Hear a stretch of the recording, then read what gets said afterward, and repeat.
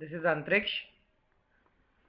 This is 15 tutorial in our line, and in this tutorial I will tell you about a new feature of auto approvals which we have created for the ease of access. So for this you have to log in through admin panel, and we will first go to create project.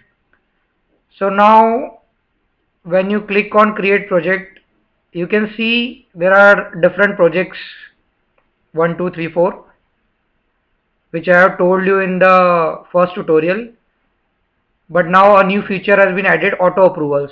So this is what basically, let me tell you, that if you click on it, it will give option to go for auto approvals. Suppose if you want to give auto approval to the all the material requests, so you have to just click on this. And if you want to go give auto material to move request, move orders, so this, so here is a list of all the approvals which is under the approval panel. So now you don't have to log in again and again for the approvals. You have to just click here. You have to give auto approval for sub processes. Like if you want to have a look on the purchase order, then only you want to proceed further in the process, then you can just uncheck it.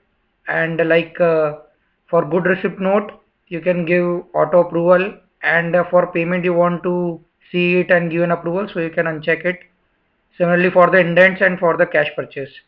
So you will see that for cash purchase we have disabled it because cash purchase is a single entry and it needs only one approval to create automatic material request purchase order and GRN.